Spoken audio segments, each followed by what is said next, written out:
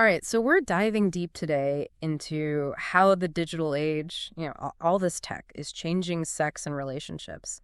And I gotta say, the sources you guys sent in for this one are really interesting. We've got interviews with experts like Dr. Robert Weiss, this like leading expert on sex addiction, Oh right? yeah, he's a big name in the field. And we've got a TED Talk by Chris Sherwood, who's from the biggest relationship support organization over in the UK. Hmm. And then to like get some real life perspectives, we've even got this YouTube video with young people from all over the world talking about their experiences. Yeah, that's so important to hear those voices, right? It's Yeah. like we're looking at this intersection of these like timeless human needs, love, connection, intimacy, and like all this rapidly evolving technology. Right, exactly. And it seems like we're still like figuring out the consequences of all of that, They're absolutely. Yeah. The landscape is changing so fast. So let's jump right in, maybe with cybersex, because that's something Dr. Weiss talks a lot about. He defines it as like accessing any kind of sexual content or experience through the internet. So that could Right. be anything from porn to virtual sex to even just like finding hookups online.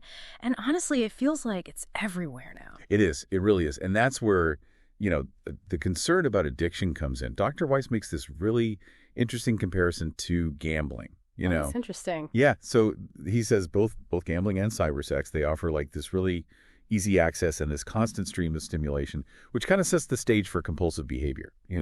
But what's especially tricky with cybersex is that it plays into these like very basic human desires Yeah. and the way our brains are wired, right? Like we're kind of primed for this stuff. So it's like, is it similar to substance abuse then? In a way, yeah. It's less about the sex itself and more about using it to like numb emotional pain or escape from stress. The problem is that technology makes that escape so readily available.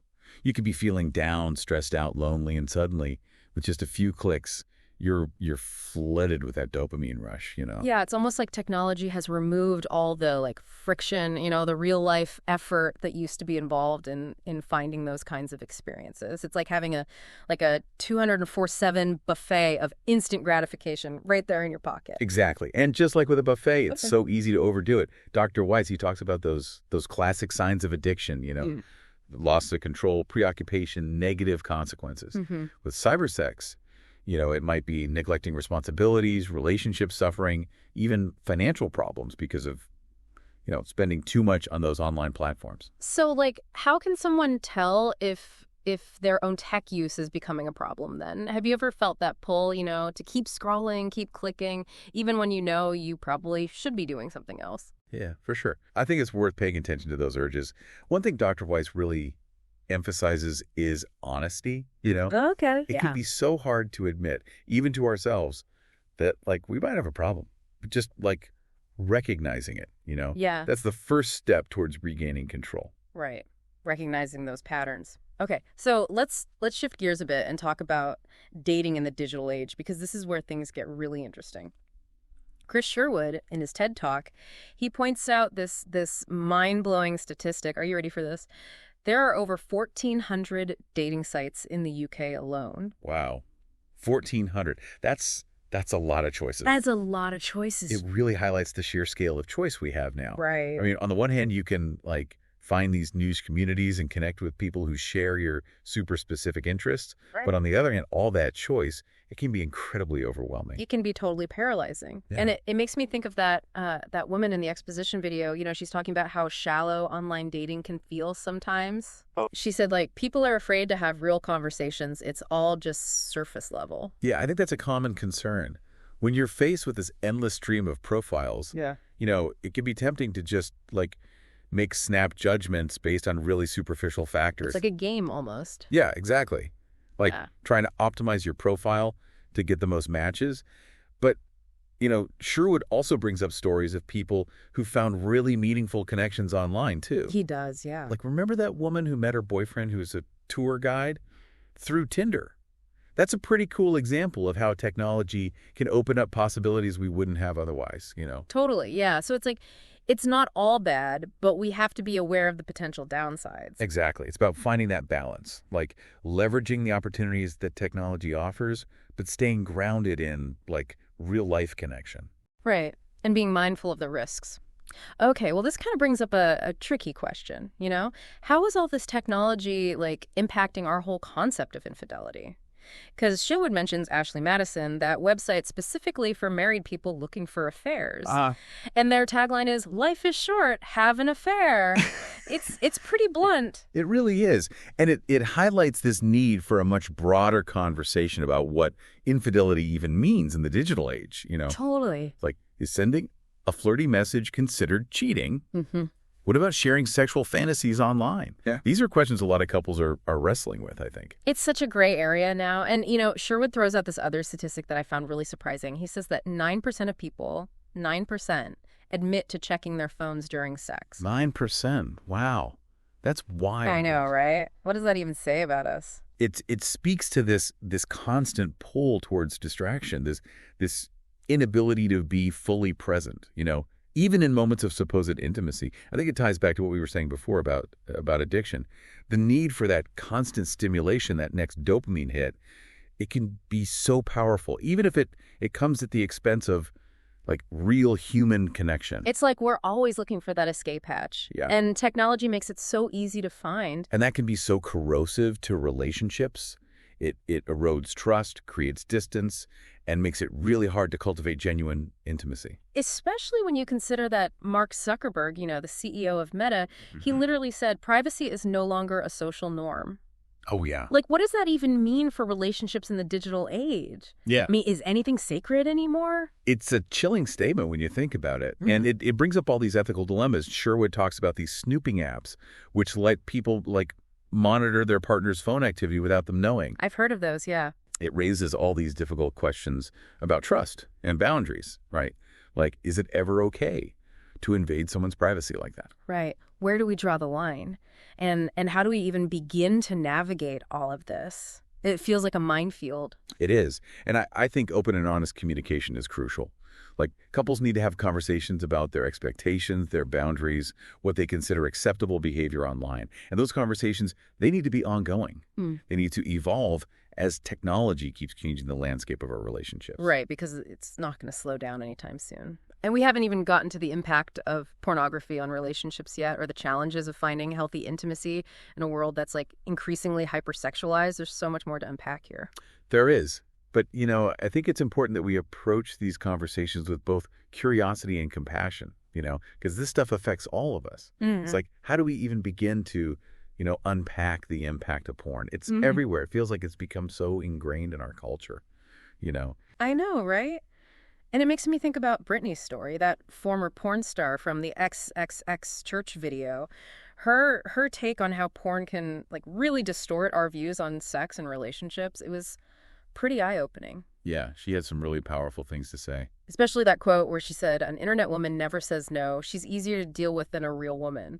It's so blunt. Yeah, it really hits you, doesn't it? Yeah. It highlights how porn can create this fantasy world where it's all about instant gratification. You've got these idealized bodies in these scripted scenarios, and it can be so hard to reconcile that with, the complexities and the imperfections of real-life relationships. It's how can real life ever compete with that? Exactly. Yeah. It sets up these unrealistic expectations that can be really damaging. And then there's the whole issue of arousal and satisfaction. If someone's constantly exposed to the hyper-stimulating stuff in porn, it can actually desensitize them to real-life sexual experiences. Right. It's like overloading your taste buds with sugar, like you were saying before. Yeah. Everything else starts to taste bland in comparison. Exactly. And that can have a huge impact on a person's ability to connect with their partner on an intimate level. Absolutely. It creates this disconnect between fantasy and reality. So, what can we do about it? Porn is so readily available. It's almost like it's part of the cultural landscape now. I know. And it's hard, but I think we need to start by, just talking about it more openly and honestly. We have to move beyond the shame and stigma that often surrounds these topics and really start talking about the real-life impacts of porn consumption. Because it's not just about, individual choices. It affects our relationships, our families, our communities. And we also need to acknowledge that porn can be addictive. Absolutely. It triggers the same reward pathways in the brain as other addictive substances. Exactly. And just like with any addiction, it can be so hard to break free without support. That's where resources like XXX Church, they can really play a vital role. Right. They provide a safe space for people to talk about their struggles and to seek help. It's like a reminder that, recovery is possible. It is. It definitely is. Okay, so we've talked a lot about the downsides of technology, but I do want to shift gears for a minute and explore some of the ways technology can actually enhance our relationships. Yeah. Because it's not all bad, right? Oh, for sure. It's easy to get caught up in the negative, but technology can also be a powerful tool for connection and communication. Remember, Sherwood talked about how online dating has made it easier for people to find like-minded partners, especially those who might feel isolated in their offline lives. Yeah, like those niche communities he mentioned. Exactly. Like people in specific religious groups, political affiliations, or even those who, share a passion for a particular hobby. Mm-hmm. Technology can bridge those gaps and bring people together who might never have crossed paths otherwise. It's amazing when you think about it. It is. And then there are the more everyday things, like being able to stay in touch with loved ones who live far away. Oh, Video calls, texting, social media. These tools can help us maintain those connections and feel less isolated, especially in today's, increasingly mobile world. it's a lifeline sometimes. So it seems like the key is really finding a balance, like using technology in ways that support our relationships and make our lives better without letting it become this source of distraction or, disconnection. You hit the nail on the head. It's about being mindful, setting boundaries, making conscious choices. Right. And this makes me think of something Dr. Weiss said about how technology can sometimes be used as a crutch in relationships. When couples avoid those difficult conversations by just burying themselves in their phones. Oh, absolutely. Yeah. It's so easy to fall into that trap. Yeah. You're sitting there on the couch with your partner, but you're both just scrolling through Instagram or whatever. Totally. You're barely acknowledging each other. Right. It creates this emotional distance, even though you're physically in the same room. It's like the illusion of connection. It is. And Sherwood, he calls it the culture of immediacy, where we're so focused on the next notification, the next update, that we lose the ability to just be fully present with the people right there in front of us. And that lack of presence, it can have a ripple effect throughout our relationships, eroding intimacy, making it harder to communicate, creating this sense of loneliness. Yeah, definitely. It's a real challenge. So how do we combat that? How do we cultivate those deeper connections in a world that's constantly vying for our attention? It's tough, but it's possible.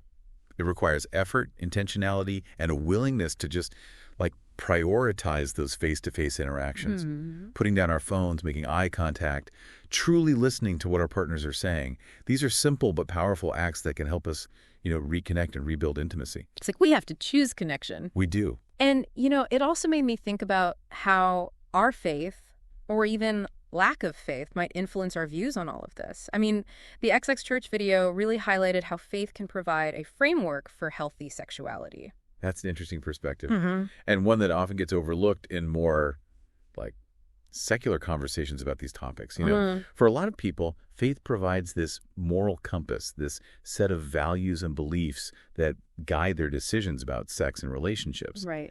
And in a world that's, increasingly secularized, where those traditional norms are being challenged, faith can offer a sense of stability and grounding. And the XXX Church video, it also highlights how faith can offer a path to redemption and healing, especially for those who've been harmed by, pornography or sexual addiction. It's a powerful message. It is. It's a message of hope and forgiveness. And I think it's important to remember that there's a huge diversity of beliefs and perspectives within faith community. No, exactly. Not everyone approaches these issues in the same way, but for many, faith provides a framework for understanding sexuality, for navigating the complexities of relationships, and for finding meaning and purpose in a world that can often feel chaotic and overwhelming. That makes a lot of sense. Okay, so we've covered a lot of ground here. Addiction, dating, infidelity, the impact of technology on intimacy, even the role of faith. It's a lot to take in. It is. And I think it's important to remember that these are complex issues with no easy answers. So what stands out to you as the most crucial takeaway from all of this? For me, it's the importance of mindful engagement with technology. We can't just ignore it or pretend it's not having a profound impact on our lives. We have to be proactive. We have to educate ourselves. Mm-hmm. We have to be willing to have those open and honest conversations and make conscious choices that align with our values, choices that support our well-being. And we have to do this individually and collectively, right? Exactly. These conversations need to be happening in our homes, in our schools, in our communities, because technology is shaping the world around us, and it's up to us to decide what kind of world we want to create.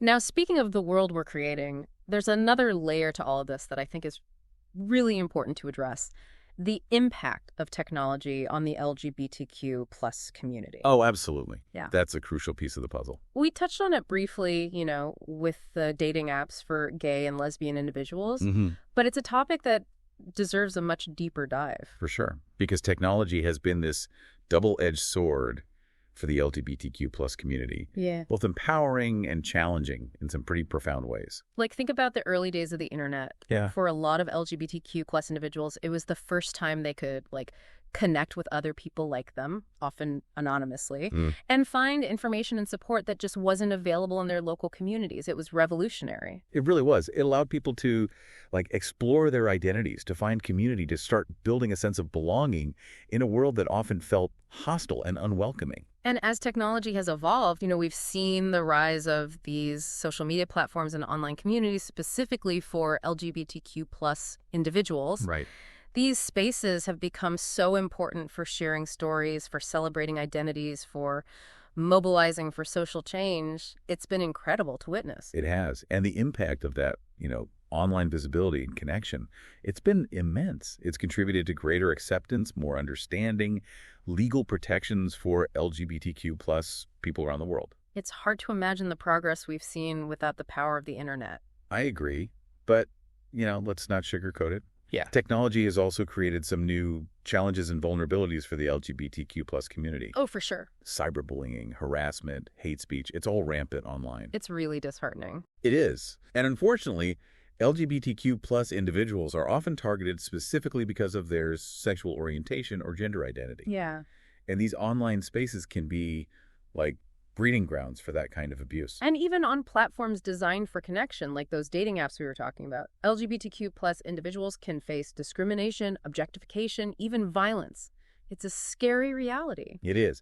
It's a reminder that while technology can be a powerful tool for liberation, it can also be used to reinforce existing power structures and perpetuate discrimination. Right. It's not a utopia. And then there's the whole issue of privacy, too. Oh, yeah. In many parts of the world, being openly gay is still stigmatized or criminalized, and online activity can put individuals at risk. Absolutely. Even something as simple as liking a post or joining a group can have real-world consequences in certain contexts.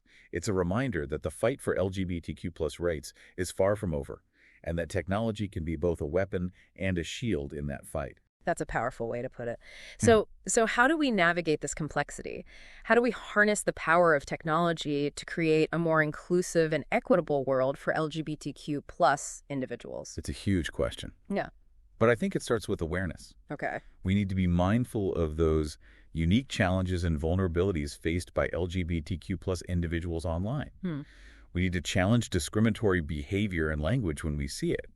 And we need to support the platforms and organizations that are working to create those safer and more inclusive digital spaces. And on a broader societal level, we need to keep pushing for policies and laws that protect LGBTQ plus individuals from discrimination and violence, both online and offline. Absolutely. Yeah. Because ultimately, the goal is to create a world where everyone can live authentically and safely without fear of harassment or persecution. And technology can play a huge role in achieving that vision. It's a vision I wholeheartedly support. And I think it's a reminder that technology is not inherently good or bad. It's a tool, and it's up to us to decide how we're going to use it. Exactly. We can use it to build bridges, to foster empathy, to connect with people from all walks of life, or we can use it to isolate ourselves, to perpetuate harmful stereotypes, to spread hate and division. The choice is ours. And it's a choice that has huge consequences. But now, speaking of choices, I think it's time we shift our focus to the younger generation. They're the ones growing up fully immersed in this digital world. They are. They're the digital natives, right? Fluent in the language of the internet. Right.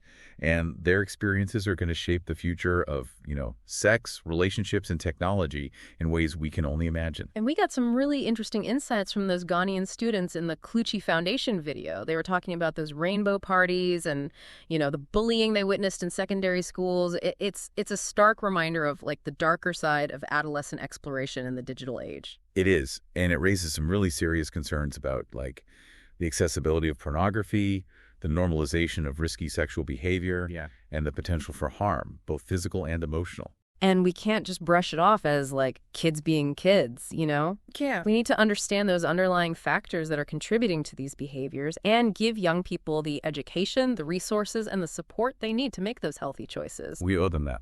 We do. And that includes, talking to them about the emotional and social consequences of their actions online, not just, like, the physical risks. Right, exactly. It's about helping them develop that critical lens, helping them understand that they have agency in this world that's, like, constantly trying to manipulate and exploit them. And empowering them to be responsible digital citizens who can contribute to a more positive and ethical online culture. Exactly. And creating spaces where they feel safe to, talk about their experiences, ask questions, seek help if they need it. That's so crucial. And we need to be having those open and honest conversations with young people about sex, relationships, and technology, because ultimately their well-being and the future of our society, it depends on it. It does. It really does. It's like we're giving young people this incredibly powerful tool, the internet, but we're not always, like, giving them the instruction manual. It really is. It's kind of like giving them the keys to a car without teaching them the rules of the road first. Yeah, exactly. Like, you wouldn't do that, would you? But then we hand them smartphones, and they have access to, like, this vast, unfiltered world of the internet with very little guidance. And then we wonder why they end up, in these digital fender benders. Exactly. So we need to equip them with the skills, like how to navigate the digital world safely, responsibly, ethically. Absolutely. We need to teach them about critical thinking, media literacy, how to, like, evaluate information, recognize bias, even just how to protect themselves from those online risks like cyberbullying, harassment, scams. And we can't forget about the emotional and social stuff either, like Right. helping them understand the impact of their words, their actions online, how to build healthy relationships, how to seek help if they need it. And it's an ongoing process, too. Like, technology changes so quickly, our education around it needs to change, too. It's not a one-time conversation, right? It's got to be an ongoing dialogue. But honestly, this isn't just about protecting young people. No, it's not. We all need to be having these conversations, regardless of our age, our tech savviness, whatever. Because technology is changing everything, really. Yeah. The way we work, the way we learn, the way we communicate, the way we relate to each other, even the way we experience the world. It's reshaping society as we know it, really. And we need to be having this collective conversation about what kind of society we want to build in this, like, digital age. It's almost like we're standing at a crossroads, Right. right? One path leads to a future where technology, makes inequality worse, erodes our privacy, isolates us from each other. And the other path. Well, the other path leads to a future where technology empowers us, connects us, and helps us create a more just and sustainable world. It's like the stakes are really high. They are. Which path will we choose? I mean, it's not predetermined, is it? It's shaped by the choices that we make, both individually and as a society. So we have to choose wisely. We have to use technology as a force for good, to build bridges, foster empathy, create opportunities, build a world where everyone can thrive. That's a beautiful vision. And speaking of things that are, kind of beautiful, I want to circle back to something we touched on earlier, this idea of love in the digital age. Has technology, like, fundamentally changed the way we love?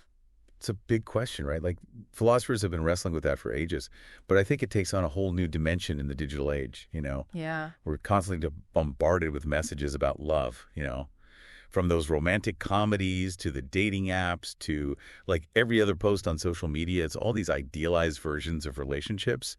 It can be so hard to, like, separate the fantasy from the reality. It's like we're losing touch with what real love is all about. Yeah, and I think sometimes technology makes it easy to detach from, the messiness of real love, the complexity, the vulnerability. It makes it easier to avoid those tough conversations. Exactly, to put up walls, keep people at a distance. It's almost like we're creating these digital avatars of ourselves, preventing these carefully curated versions of who we are instead of showing up authentically. And that makes it so much harder to truly connect, to build real intimacy, to experience the depth of human connection. Yeah, I think you're right. But technology can also be a really powerful tool for fostering love, too. Yeah. Both romantic and platonic. Okay, yeah. It can help us stay in touch with loved ones who are far away. It can help facilitate new connections. And it can, provide platforms for expressing love and appreciation. It's all about how we use it. It's about being intentional, right? Using technology in ways that support our relationships instead of letting it, undermine them. Exactly. It's about mindfulness, setting boundaries, prioritizing those face-to-face interactions. They're so essential for building and sustaining those healthy relationships. So as we wrap up this deep dive into sex, relationships, and technology, I'm left with this feeling of both hope and caution.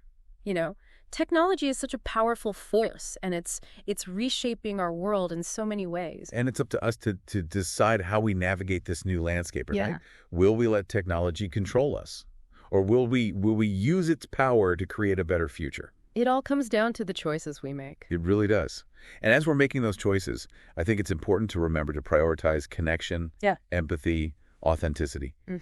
Let's try to create a digital world that reflects our values and supports our well-being. Let's use technology to build bridges, not walls. Let's foster understanding, not division. And let's remember that, at the heart of all of this is that human desire for connection, for love, for belonging. And that's something that no amount of technology can ever replace. This has been such a fascinating conversation. I hope it's given everyone listening a lot to think about. Me too. Thanks for joining us for this deep dive. We'll see you next time.